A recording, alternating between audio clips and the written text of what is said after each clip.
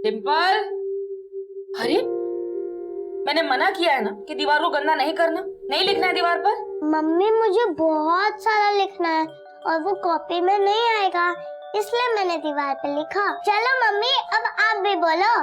अ से अनार, आ से आम। अ से अनार, आ से आम। और मम्मी पकड़ेगी डिम्पल के कान। अरे अरे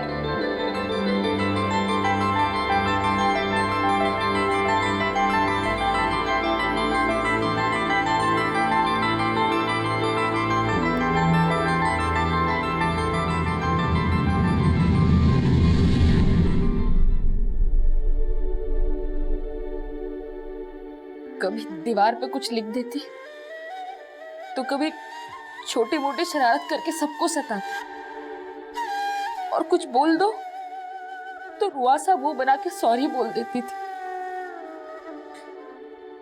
लेकिन अब उसकी सारी शरारत बर्दाश्त कर लेंगे हम। पता नहीं तितली की तरह कहाँ उड़ गए। चिड़िया उड़, बंदर उड़, एरोप्लेन उड़, टीवी उड़। पापा अब आपको पनिशमेंट मिलेगी। ओके ठीक है, क्या पनिशमेंट देना आपको? अब आपको डांस करना पड़ेगा। डांस? हमें और वो भी आपको लेडीज डांस करना पड़ेगा।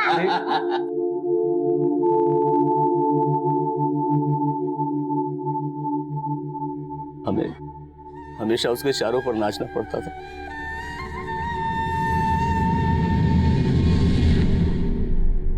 कभी हाथ खींच कर कहती थी पापा पापा मार्केट चलो ना मेरे साथ, और कभी अपने पास बिठा लेती थी, बोलती थी पापा मेरा मनपसंद कार्टून देखो ना। एक बार मुझे मेरी बेटी वापस मिल जाए, मेरी बच्ची मुझे वापस मिल जाए। कुछ उसके बिना कुछ अच्छा नहीं लगता, कुछ भी अच्छा नहीं लगता। साहब साहब साहब हमारी बेटी खो गई साहब। एक मिनट। अरे क्या एक मिनट साहब? मेरी बेटी खो गई, उसे ढूंढना है साहब। आप 1 मिनट बोल रहे हैं साहब। ये हमारी बेटी डिंपल है, घर के बाहर खेल रही थी, हम जरा सा अंदर क्या गए, पता नहीं कहाँ गायब हो गई। हाँ तो घर के बाहर से गायब हुई है ना, आस पड़ोस में पता करो, गई होगी किसी के घर। आप सब जगह ढूंढ लिया, कहीं नहीं मिली। अरे भाई ठीक से पता करो। अभी कुछ दिन पहले एक बच्ची की मिसिंग कंप्लेंट आई थी, उसके लिए हमने पूरा शहर छान मारा, लेकिन मिली कहाँ पर? अपने ही रिश्तेदार के घर में बैठ के आराम से टीवी देख रही थी। इसलिए बोल रहा हूँ ठीक से पता करो। साहब हम आपसे कह रहे हैं ना, हमने सब जगह ढूंढ लिया है, और सब 6 साल की बच्ची है, वो अपने मन से कहाँ चली जाएगी। नमस्कार, मैं senior inspector Ranjeet Thakur, Crime Patrol Dastak के इस भाग में आपका स्वागत है। बच्चे बहुत ही भोले और साफ दिल के होते हैं, वो जो कुछ भी करते हैं दिल से करते हैं। कहते हैं उनकी मासूम सी शैतानियों में भगवान की लीला छुपी होती है, लेकिन उन्हें क्या खबर, इस दुनिया में बहुत सारे शैतान भी इंसान का चेहरा बनाकर घूमते हैं। घर वाले परेशान थे, और इस केस में सबसे ज्यादा दुख की बात यह थी कि खुद पुलिस भी उनकी आप बीती सुनने को तैयार नहीं थी। साहब मेरी बेटी मिसिंग हो गई, पता नहीं कहाँ चली गई। साहब रिपोर्ट लिखवानी।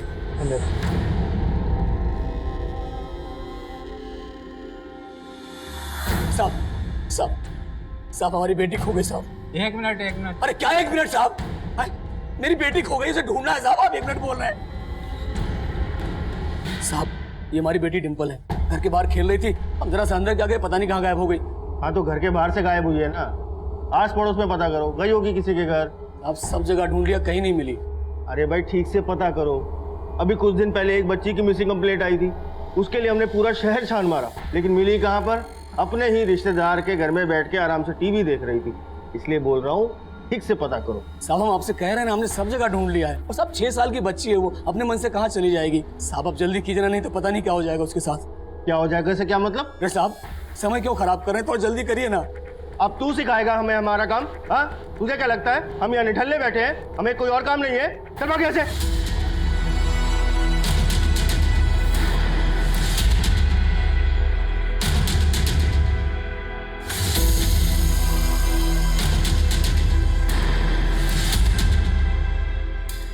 बहू, बहू डिंपल का कुछ पता चला? नहीं, आपको मिले? नहीं, मैंने यहाँ सब लोगों से पूछा, किसी को कुछ पता नहीं चल रहा है। हाँ ललित बोल। बाबूजी डिम्पल मिली? नहीं बेटा, हमने बहुत जगह देखा पर उसका कहीं पता नहीं चल रहा। तो तूने कंप्लेंट लिखा दी है ना? अरे बाबूजी पुलिस वाले कुछ नहीं करने वाले हैं, कंप्लेन तक तो लिख नहीं रहे हमारी। ठीक है, तू वापस आ जा।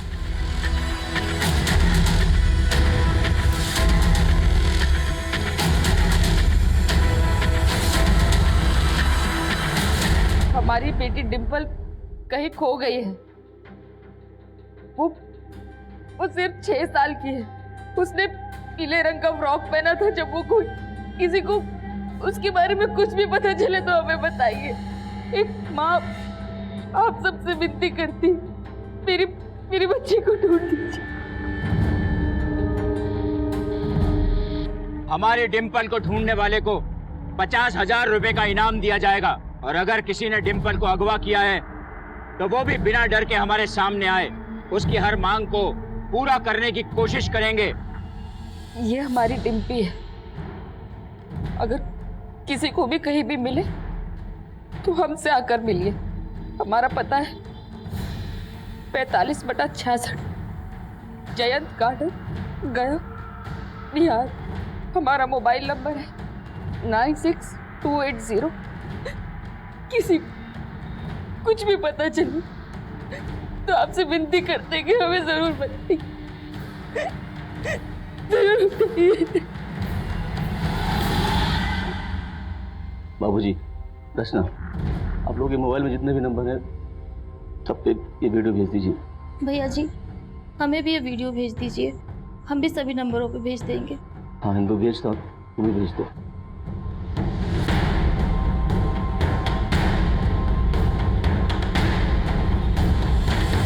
प्रशासन, पुलिस प्रशासन, पुलिस प्रशासन।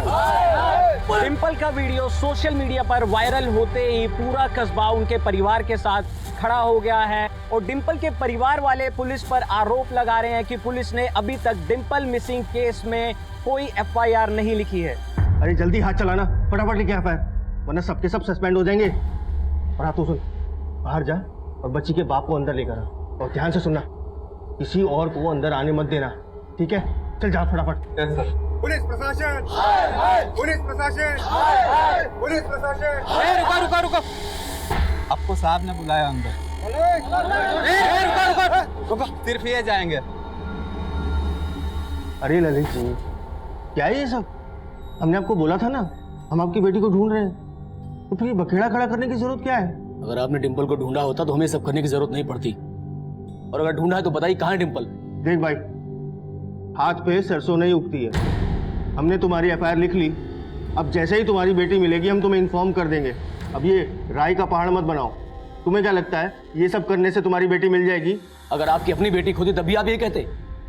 जब तक डिम्पल नहीं मिल जाती हम यहाँ से हटने वाले नहीं हैं।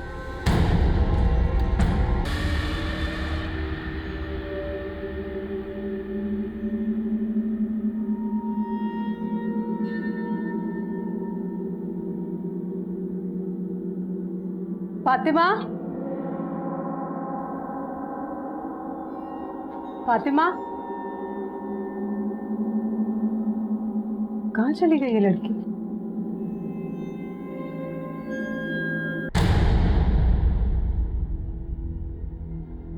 लीजिए आपकी चाय। सच में बुखार है इससे, या स्कूल नहीं जाने के लिए बहाने बना रही है? हाँ, थोड़ा बुखार तो है। सुहेला, आज के लिए इसे छुट्टी दे दो। क्यों झूठ बोल रहे हैं आप? पढ़ाई के लिए लाड अच्छा नहीं होता, भेजिए इसे स्कूल। सुहेला, जब उसका मन नहीं है आज स्कूल जाने के लिए तो रहने दो ना। अब रोजाना तो स्कूल जाती है। हाँ, अब देखो, ये बच्चों के साथ ऐसे जोर जबरदस्ती करना भी अच्छी बात नहीं। ठीक है, तो करो अपनी मन की। और हाँ, ये रोज रोज नहीं चलेगा फातिमा, समझ गई?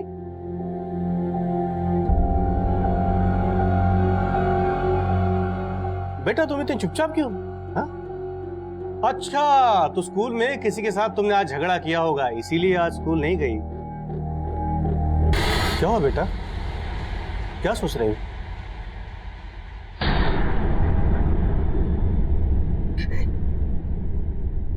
अरे क्या निकम्मी पुलिस है बाबूजी, कान पर जू तो नहीं रह रही। समझ में नहीं आता है क्या करूं। देखिए, हमको कुछ नहीं पता, हमें हमारे डिम्पल चाहिए बस। ललित भैया, ललित भैया, ललित भैया, वहाँ कचरा पेटी के पास बहुत सारी भीड़ जमा है, जल्दी चलिए। क्या?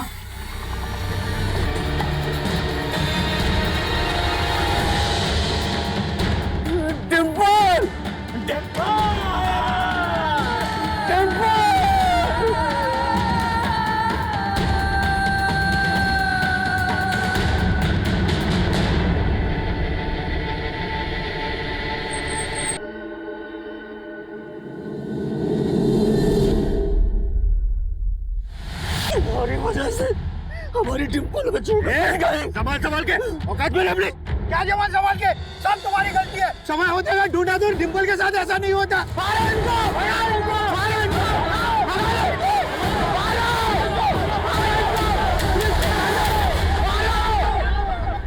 जिस पुलिस पर ये समाज, ये पब्लिक इतना भरोसा करती है, अगर वो ही ऐसे काम करेगी तो कैसे चलेगा?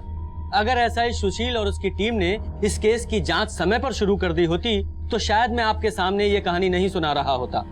सुशील की लापरवाही की वजह से इस केस को मीडिया ने इतना कवरेज दिया कि पुलिस पर ही हजारों प्रश्न खड़े हो गए और फिर उसके बाद एसआई सुशील को सस्पेंड कर दिया गया और फिर मेरी अगुवाई में एक एसआईटी यानी कि स्पेशल इन्वेस्टिगेशन टीम का गठन हुआ।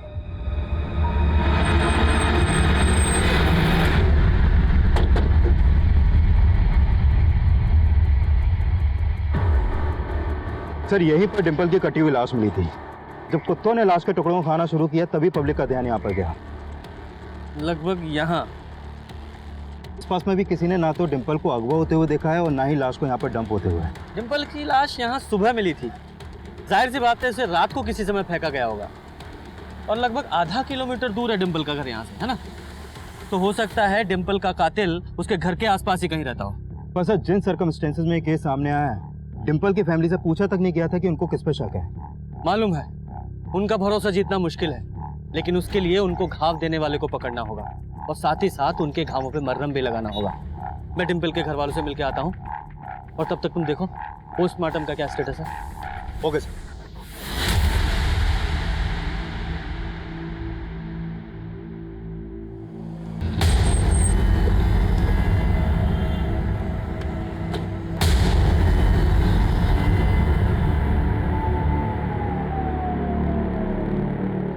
जब हमको जरूरत था तब कहाँ थे आप लोग? अब हमें आपसे कोई बात नहीं करनी है, आप जा सकते हैं। देखिए, हम मानते हैं आपके साथ बहुत बुरा हुआ है, लेकिन अब हम इस केस की दोबारा जांच शुरू कर रहे हैं। आप चाहते हैं कि डिंपल का कातिल पकड़ा जाए तो प्लीज हमारे साथ सहयोग कीजिए। क्या सहयोग करें? देखिए, हमें हमारे हाल पे छोड़ दीजिए और जाइए यहाँ से। आप नहीं छोड़ सकते। एक तुलसी बच्चे के साथ इतनी बर्बरता करने वाला कातिल आप नहीं चाहते पकड़ा जाए? आप विस्तार से बताइए, डिंपल को आखिरी बार आप लोगों ने कब और कहां देखा था? मैंने उसे नहला के तैयार किया था। ये हो गए बात, अब हम लगा देते हैं क्लिप, है ना? मम्मी, इस ड्रेस के साथ तो येलो क्लिप चाहेगी। येलो क्लिप दो ना। अब तुमने येलो वाली क्लिप तो खो दी, मैं कहाँ से लाऊं? चलो अब ये वाला लगा लो। नहीं मम्मी, मैचिंग खराब हो जाएगी। अच्छा बाबा, करती हूँ तुम्हारी मैचिंग, वरना पूरा घर सर पे उठा लो।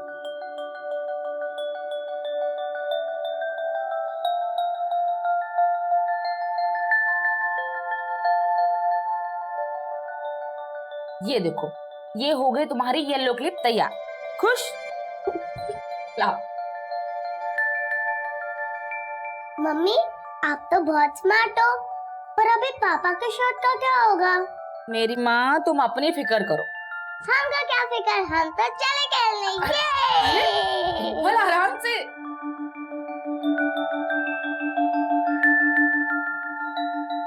ये लड़की भी ना।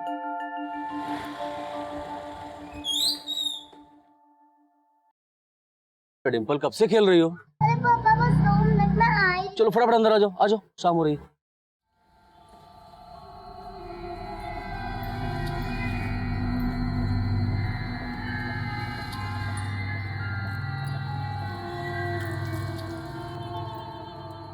रचना, हाँ? एक गिलास पानी पिलाइए। इंदु, डिंपल को अंदर लाइए। अरे बाहर धूप में खेली, बीमार पड़ जाएगी। चाहिए? ये लीजिए। देखिए ना, हम तो डिंपल को बोल बोल के थक गए, वो है कि सुनती ही नहीं। सुबह से खेल रही है, कुछ खाया भी नहीं है। हम खाना लगा देते, आपके साथ थोड़ा बहुत खा लेगी। ठीक है, हम फ्रेश हो गए आते हैं। रचना जी? डिंपल नहीं आई अभी तक? वो इंदु गई है बुलाने। अरे उसे गया 10 मिनट हो चुका है। भैया डिंपल कहीं नहीं मिल रही है। कहीं नहीं मिल रही? अरे यही बाहर तो खेल रही थी। हम गए थे बाहर, नहीं है। आसपास भी देखा तो नहीं मिल रही है। नहीं मिल रही?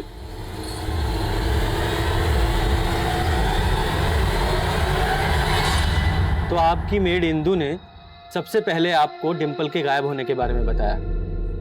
कहाँ है ये इंदु? अपने घर पे होगी, सुबह और शाम काम पे आती है। डिम्पल को इतनी बेरहमी से कौन मार सकता है? किसी पे शक है आपको? अवधेश। कौन है अवधेश? हमारा साला, रचना की बुआ का लड़का। दरअसल सर, रचना बचपन से अपनी बुआ के यहाँ रही है और हम दोनों की लव मैरिज थी, तो इस बात से अवधेश बहुत खफा था। ये रहता है पास में, आते जाते निगाह मिल जाती है उससे। लेकिन 7 महीने पहले जब रचना प्रेग्नेंट थी। क्या बात है? छोड़ दिया क्या ने? तमीज से बात करो अवधेश। ओ, तमीज से। अपनी तमीज देखी है? साला जिस थाली में खाया उसी में छेद कर दिया। यहाँ रास्ते पर तमाशा मत करो, समझे? तमाशा कर रहा हूँ मैं। क्या हुआ? क्या अवधेश? कुछ नहीं, बस दीदी को मुबारकबाद दे रहे हैं बच्चा होने की। इस बार मुर्दा पैदा हो।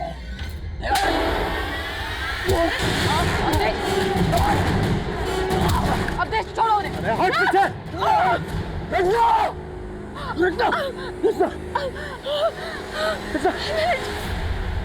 अवधेश की वजह से हमारा दूसरा बच्चा भी, और अब डिम्पल।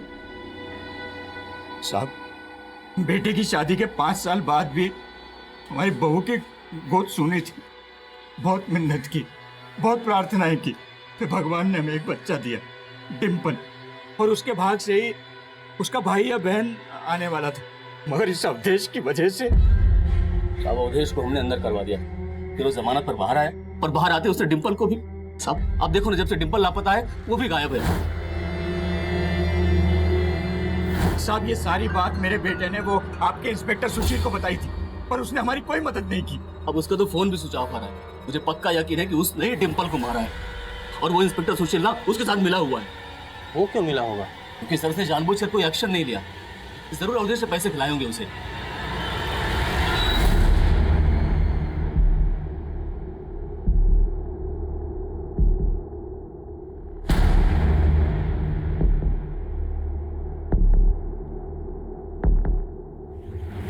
जब मैंने चेक किया, अवधेश के घर में काफी दिनों से ताला लगा है और उसका फोन भी बंद आ रहा है। और डिम्पल के घर वालों का कहना है कि एसआई सुशील ने इस अवधेश को बचाने की कोशिश की थी। सर, मैं एक काम करता हूँ, पता करता हूँ कि अवधेश और इस एसआई सुशील के बीच में क्या कनेक्शन है। वैसे मैंने अवधेश का फोन नंबर और उसके फोन का IMEI नंबर सर्विलेंस पे डलवा दिया है। गुड।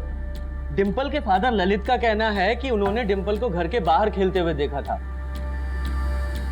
और जब उन्होंने अपनी मेड इंदु से कहा कि वो डिम्पल को घर के अंदर ले आए, तो मेड ने तुरंत आकर कहा कि वो खो गई है। मतलब उसका कहना है कि डिम्पल सिर्फ चंद मिनटों में घर के बाहर से गायब हो गई। यही बात खटक रही है। इस इंदु को भी समझना पड़ेगा। आने बुलाओ सर। फातिमा, फातिमा बेटा, उठ जाओ बेटा। फातिमा, 2 बज गए, चलो उठो बेटा। फातिमा, फातिमा बेटा, क्या हुआ बताओ? देखो बेटा, डरो मत। आपके साथ किसी ने कुछ गलत किया है? कौन है बेटा, बताओ। रक्त बीज। रक्त बीज? साहब, हमने कुछ झूठ नहीं बोला था साहब। जब साहब ने हमें डिम्पल को बाहर देखने भेजा, तब वो वहाँ हमें नहीं मिली, और इधर उधर भी हमने बहुत ढूंढा साहब, पर वो हमें कहीं नहीं मिली। अब इतने से टाइम में वो खुद से तो गायब नहीं हो गई होगी, जरूर से किसी ने जबरदस्ती उठाया होगा। हाँ साहब, वो किसी के भी घर नहीं जाती थी साहब। तुम्हारे घर भी नहीं? हमारे? साहब, आप हम पे शक कर रहे हैं? हाँ, शक कर रहे हैं। ये अपनी नौटंकी बंद कर। या तो तूने डिम्पल को गायब किया है, या तेरी मदद से किसी और ने। नहीं साहब, हमने ऐसा कुछ नहीं किया। हम तो पहले भी बोले थे कि ये रक्तबीज का काम होगा, लेकिन हमारी बात किसी ने सुनी ही नहीं साहब। रक्तबीज? ये रक्तबीज कौन है? हमने भी सिर्फ नाम सुना है साहब, देखा नहीं है। लेकिन आप इलाके के लोगों से पूछ सकते हैं साहब। यहाँ रक्तबीज का खौफ है। इलाके की बहुत सारी लड़कियों का रेप कर चुका है साहब, और एक तो हमारी ही सहेली थी। कुछ भी बोले जा रही है। डिम्पल के पेरेंट्स ने किसी रक्तबीज का नाम नहीं लिया है। वो इसलिए साहब क्योंकि सबको लगता है कि पुलिस ने रक्तबीज को जेल में डाल दिया है, लेकिन रक्तबीज बहुत जादुई आदमी है साहब। वो जेल से भी गायब हो सकता है और किसी को भी गायब कर सकता है साहब। भांग खा के ये तू, तेरा दिमाग घूम रहा है, कुछ भी बकवास कर रही है। पढ़े लिखे नहीं है ना साहब, इसलिए हमारी बात का कोई विश्वास नहीं करता। लेकिन हमको हमेशा लगता है कि रक्तबीज हमारे भी पीछे पड़ा है। आते जाते लगभग रोजाना वो हमारा पीछा करता है साहब। आज भी हमको ऐसा लगा साहब, लेकिन पीछे पलट के देखा तो वो छूमंतर हो गया था। बड़ा ही विचित्र है रक्तबीज। सब हमको वहमी बोलते हैं, लेकिन हमको तो लगता है साहब रक्तबीज ही डिम्पल को गायब किया है। इंदु एक ऐसी सस्पेक्ट थी जिस पर डिम्पल के घर वालों ने कोई शक नहीं जताया था, और जिस अवधेश नाम के आदमी पर उन्होंने शक जताया था वो गायब था, और उसके खिलाफ हमने लुकआउट नोटिस भी जारी किया था। लेकिन जो अटपटा बयान इंदु दे रही थी, असल में उसमें भी एक सच्चाई थी। रक्तबीज नाम का एक सीरियल मॉलेस्टर था, और हमने चेक किया वो पिछले 1.5 साल से जेल में बंद था। सर, इंदु का यह बयान सही है कि 1.5 साल पहले तक उस इलाके में रेप और मोलेस्टेशन की कई घटनाएं हो रही थी, और उन वारदातों का अंजाम देने वाला एक शख्स रक्तबीज नाम से फेमस था। और सर 1.5 साल पहले उस इलाके की भीड़ ने इस निरंजन नाम के आदमी को एक लड़की को छेड़ते हुए पकड़ा था। सुनना, ए बात तो करना, एक बार सुन तो सही, मेरी बात तो सुन कम से कम। भैया, अरे ये तो वही रक्तबीज है ना? ये रुक। सर, उस भीड़ के लोगों का दावा था कि निरंजन ही रक्तबीज है, लेकिन सर ये निरंजन 1.5 साल से लगातार यही बोले जा रहा है कि वो रक्तबीज नहीं है। और सर ये रक्तबीज अपने विक्टिम्स पे कोई डीएनए भी नहीं छोड़ता है, इसलिए ये भी नहीं प्रूव हो पाया है कि निरंजन सही बोल रहा है या झूठ। लेकिन लोगों का गुस्सा देखकर कोर्ट ने ये ऑर्डर दिया था कि अगली सुनवाई तक निरंजन को जेल में रखा जाए, और निरंजन के अंदर होने के बाद से उस इलाके में घटनाएं होना भी बंद हो गई हैं। घटनाएं हुई नहीं या रिपोर्ट नहीं की गई, हो सकता है असली रक्तबीज अभी भी बाहर हो, और इस निरंजन को असली रक्तबीज समझकर भीड़ ने टारगेट कर लिया हो। मतलब आप मान रहे हैं कि रक्तबीज भी डिम्पल का गुनहगार हो सकता है? एक टीम बनाओ और इस रक्तबीज को खोजो। अगर कोई ऐसा मोलेस्टर डिम्पल का गुनहगार है तो वो रेप विक्टिम भी हो सकती है। उसकी पोस्टमार्टम रिपोर्ट का क्या हुआ? फिर 1-2 दिन में आ जाएगी।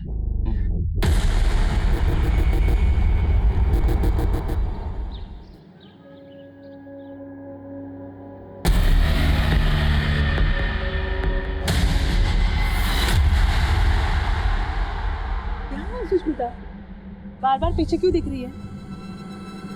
कुछ नहीं बात कर।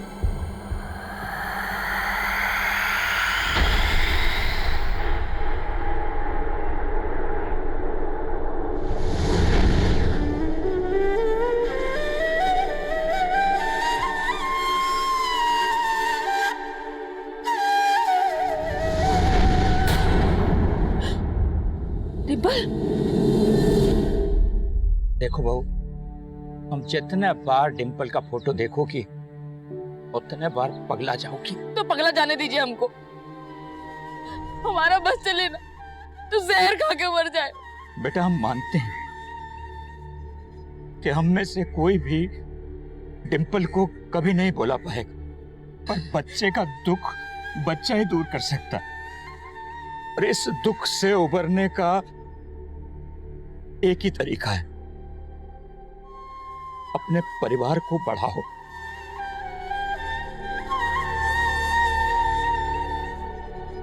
बेटा, हमारी जिंदगी तो कट गई, पर तुम दोनों बिना संतान के अपना बुढ़ापा कैसे काटोगे?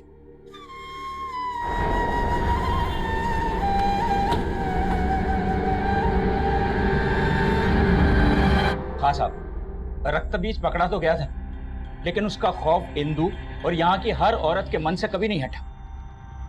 मगर एक बात है साहब, ये इंदु की बात में मुझे सच्चाई नहीं लगती। लेकिन कभी आपको ऐसा नहीं लगा कि सिंधु ने ही डिम्पल के साथ? नहीं नहीं साहब, बिल्कुल नहीं, वो हमारी पुरानी वफादार है। अच्छा, हमें पता चला है कि लगभग 2 साल पहले आपने और आपके इलाके के लोगों ने किसी सुदर्शन नाम के आदमी को पकड़ा था रक्तबीज समझकर। कहाँ जा रही हो? उसको छोड़ेंगे नहीं हम, आज पुलिस के हवाले करके रहेंगे।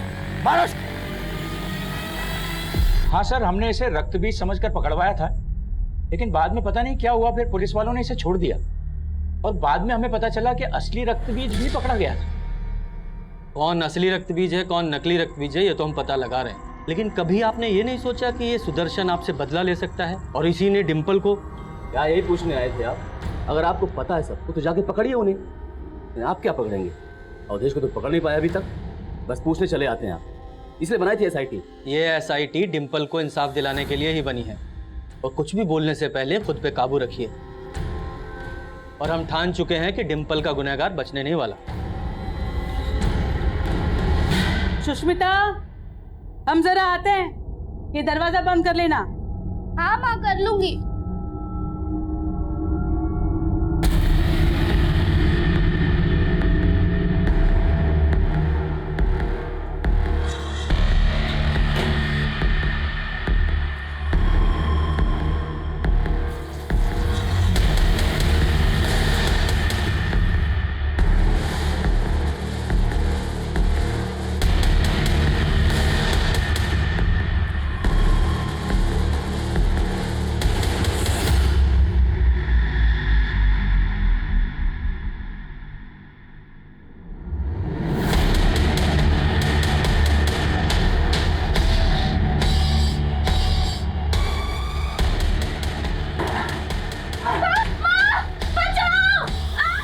सुष्मिता सुष्मिता सुष्मिता सुष्मिता सुष्मिता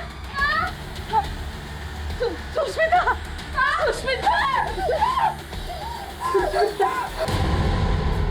साहब हम मानते हैं कि डिम्पल के दादा की वजह से हमने उस भीड़ से और पुलिस वालों से मार खाई थी साहब, और साहब उन्हें कोई गलतफहमी हुई थी। हाँ, गलतफहमी तो हुई थी, क्योंकि तुझे यानी कि असली रक्तबीज को छोड़कर किसी और को तो अंदर किया हुआ है।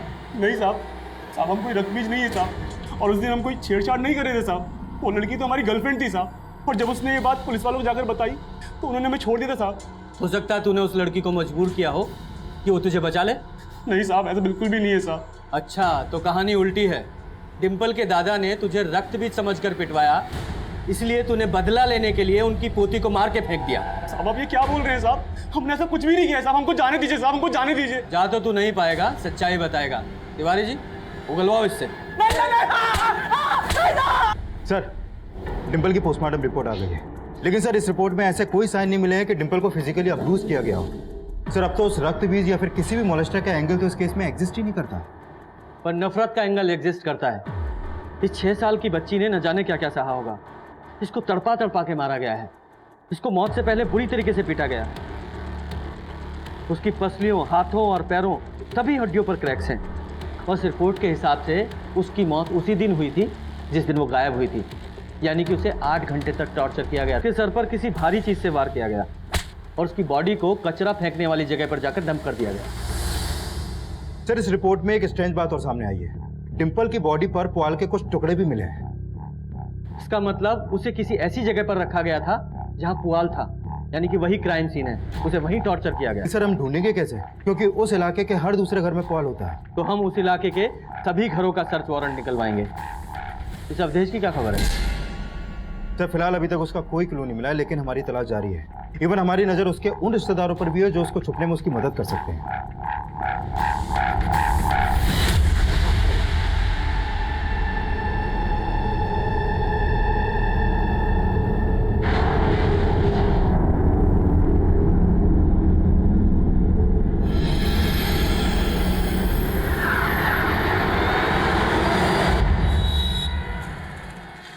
सुष्मिता उठो बेटा, सुबह।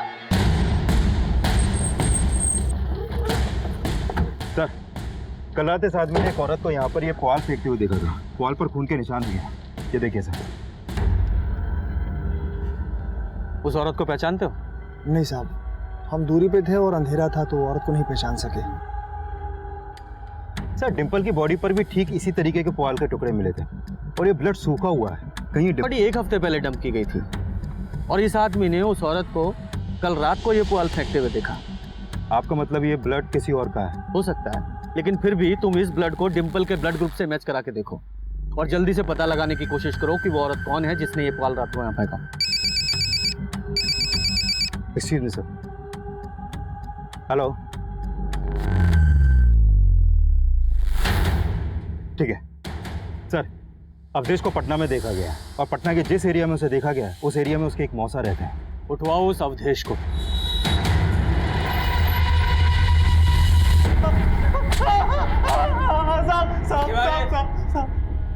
मानते हम ललित और रत्ना से नफरत करते थे, लेकिन ना तो उसके पेट में पल रहे बच्चे को मारना चाहते थे और ना ही डिम्पल को कुछ किया है साहब हमने। जब कुछ नहीं किया तो गायब क्यों था? साहब हम डर गए थे, हमको मालूम था वो लोग डिम्पल के लिए हमें ही दोषी ठहराएंगे।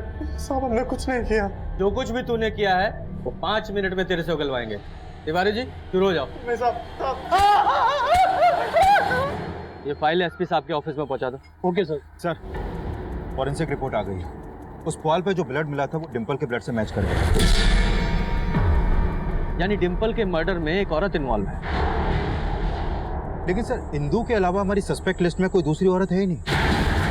साहब हमने कोई पॉल नहीं फेंकी थी साहब, और डिम्पल की हत्या में हमारा कोई हाथ नहीं है साहब। नौटंकी बंद कर। उस रक्तबीज की कहानी भी तूने ही सुनाई थी ना खुद को बचाने के लिए?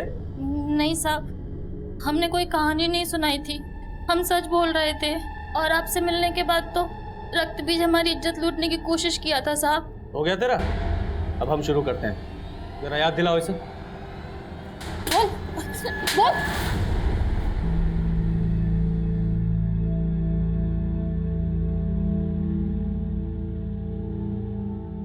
रचना, कुछ खा लो। हमको नहीं खाना। देखो, खाओगी नहीं तो बीमार पड़ जाओगी, खा लो। ललित, इंदु को पुलिस ने गिरफ्तार कर लिया है और अवधेश ने फिर से अर्जी लगाई है जमानत के लिए। तो ना तो अवधेश कुछ उगल रहा है और ना ही इंदु। सर, हमने इंदु के घर की भी तलाशी ली थी, लेकिन वहां पर ऐसे कोई भी ब्लड ट्रेसेस नहीं मिले। अगर वो औरत हिंदू नहीं थी फिर कौन हो सकती है जिसने वो पुआल फेंका? और उस एरिया में लगभग 50-60 घर होंगे और आई एम श्योर वो औरत वहीं कहीं रहती होगी। एक काम करो, वहां रहने वाली सभी फैमिलीज की एक लिस्ट बनाओ और चेक करने की कोशिश करो कि वो ऐसी कौन सी फैमिली है जिसके पास डिंपल की हत्या का मोटिव हो। चलो सर।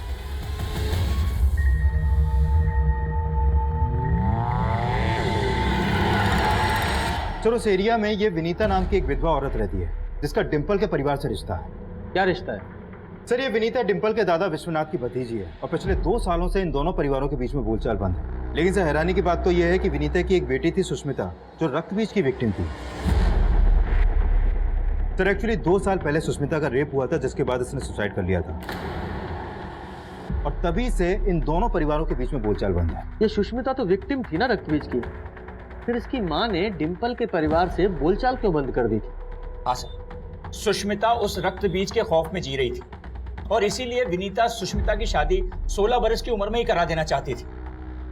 मेरे ललित ने इस बात का विरोध किया था। दीदी, कैसी बात कर रही हैं आप? नाबालिग है भी, आप किसकी शादी के बारे में सोच रही हैं? हम भी ये नहीं चाहते, पर हमारी बच्ची यहाँ सुरक्षित नहीं है। कल को उस रक्त बीज ने कोई ऊंच नीच कर दी तो कोई इसका हाथ नहीं थामेगा। दीदी, सुष्मिता 16 साल की है बस, और इस उम्र में शादी करना गैर कानूनी होता है, पता है आपको? जेल भी हो सकती है। पर हमने तो अच्छे के लिए सलाह दी थी, लेकिन फिर उस रक्तबीज ने सुष्मिता का रेप कर दिया। उसके बाद उसने आत्महत्या कर ली और दीदी को लगा कि हमने उनकी बेटी को छीन लिया है। तुम्हारी वजह से मेरी बच्ची को मैंने खो दिया। इसने उस दिन मेरी बच्ची को शादी करने से नहीं रोका होता तो मेरी बच्ची जिंदा तो होती। वो तो हमसे इतना नाराज हो गई थी कि बातचीत तो क्या, हमें राखी बांधना तक छोड़ दिया।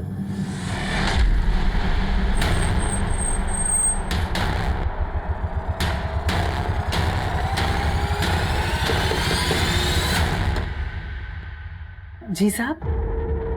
विकास, पूरा घर को सर्च करो। चलो। साहब, हुआ क्या है? लेकिन पता चल जाएगा।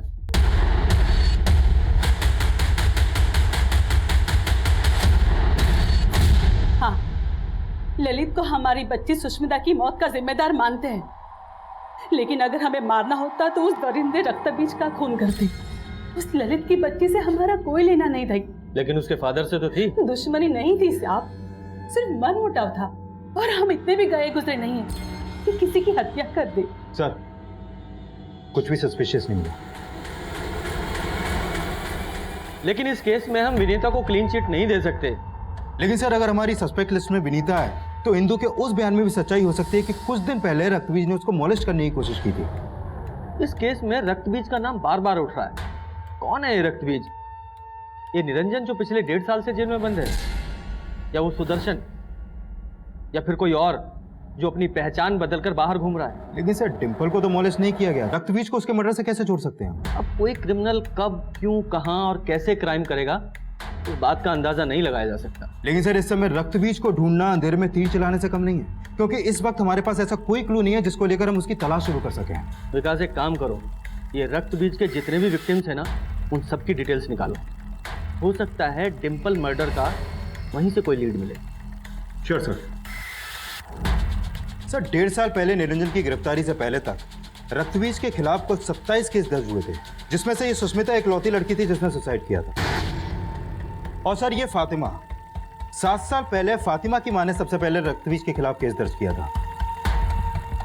तो सबसे पहले इस फातिमा और उसकी फैमिली से जाके मिलते हैं।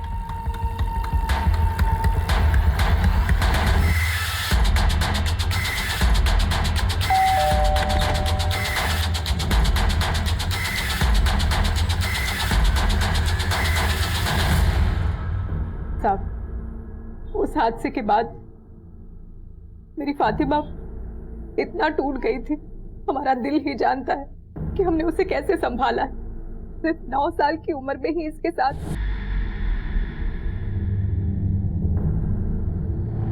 फातिमा बेटा, देखो हम जानते हैं तुम दोबारा से वो सब कुछ नहीं याद करना चाहती, लेकिन क्या अभी तक तुम्हें कोई अंदाजा नहीं है कि वो कौन था?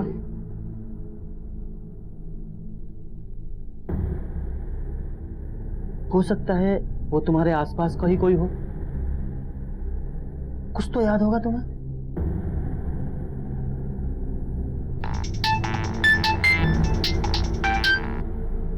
हाँ गुप्ता जी बोलो। सर, जिस एरिया में वो पुआल मिली थी उस एरिया में एक मुजाहिब नाम का आदमी रहता है और पता चला है कि उस मुजाहिब का डिंपल के दादा से कोई पुराना कनेक्शन है। कैसा कनेक्शन? सर हमारा ब्याज का धंधा है। हमने मुजाहिब को 1 लाख रुपया दिया था ब्याज पर। और उसने वो पैसा आपको वापस लौटाया? लौटाया, थोड़ी देर की पर लौटाया। सूद समेत उसने लौटा दिया। हाँ गुप्ता जी बोलो। सर, मैंने इस मुजाहिब के बारे में पता किया। वो उस इलाके में अपनी बीवी के साथ रहता है। सर, मुजाहिब की बीवी वसीम की कजन है। लेकिन इन सब का डिंपल मर्डर केस से क्या लेने देना है? हाँ गुप्ता जी बोलो। सर, मैंने इस मुजाहिब के बारे में पता किया। वो उस इलाके में अपनी बीवी के साथ रहता है। सर, मुजाहिब की बीवी वसीम की कजन है। ये वसीम कौन है? सर, ये वसीम फातिमा का फादर है जो रक्त बीज की पहली विक्टिम थी। सर, ये वसीम और मुजाहिब जीजा साले हैं। लेकिन इन सब का डिंपल मर्डर केस से क्या लेने देना है?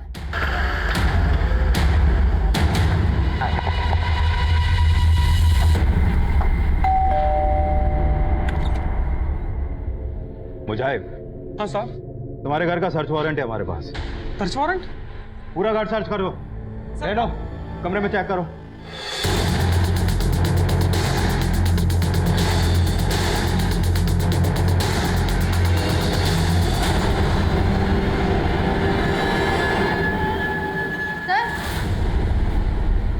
इस पुआल से ये फाइल मिली है।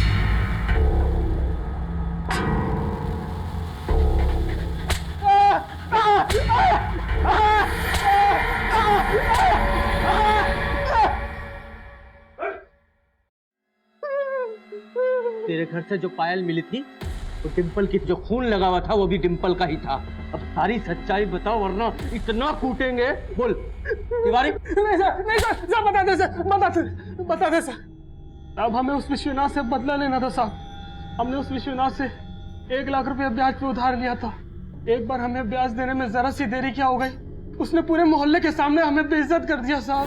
यार मुजाहिब, अरे छोड़िए। तेरे को बोला था ना 10 तारीख, आज 23 तारीख हो गई। ब्याज क्यों नहीं दिया तूने अब तक? बोल। देखिए विश्वनाथ जी, घर चल के बात करते ना, ऐसे रास्ते में तमाशा मारना अच्छा लगता है आपको? अरे मैं तेरे जैसे लोगों के घर में नहीं घुसता, समझा? पर मुझे ब्याज नहीं चाहिए, असल चाहिए, आज के आज। साहब, उसके कुछ दिन बाद ही पैसा उसके हम मुंह पर मार के चले आए थे साहब। सर, दिल में तो आया कि हम उसको वहीं गाड़ दें, लेकिन हमें उससे उसके जिगर के टुकड़े को छीनना था साहब। वो यही बोलता था अपने डिंपल को, अपने जिगर का टुकड़ा, और इसके लिए हमने वसीम को साथ मिलाया। लेकिन अगले दिन देखा डिंपल के खून के धब्बे पुआल और घर में रह गए थे। इसीलिए हमने उस पुआल को देर से जला के फेंकने की कोशिश की थी सर।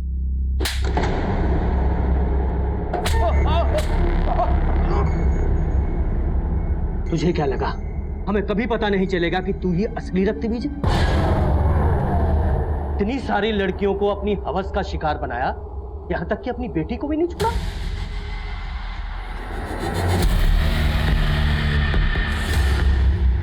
और इतने सालों तक अपनी बीवी को भी डरा धमका के रखा ताकि वो तेरी इस नीचता के बारे में किसी को बता ना सके। और वो तेरा साला मुजाहिब, वो तेरे बारे में सब कुछ जानता था, इसलिए उसके ब्लैकमेल करने पर तूने डिंपल को अगवा करने में उसका साथ दिया। तेरे जैसा नीच और कुकर्मी इंसान इस पूरी दुनिया में नहीं मिलेगा।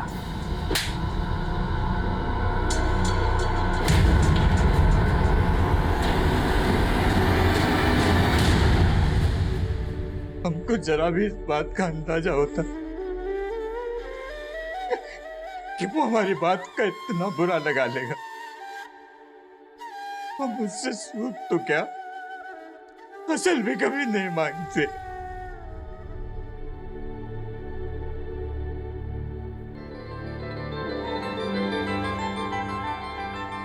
कहते हैं बच्चों की मासूमियत और उनकी निश्चल हंसी किसी का भी दिल पिघला सकती है, लेकिन अफसोस ऐसे समाज में हमारा परिवार, हमारे बच्चे तब तक सुरक्षित नहीं है जब तक छोटी से छोटी दस्तक भी हमारा ध्यान अपनी ओर ना खींचे।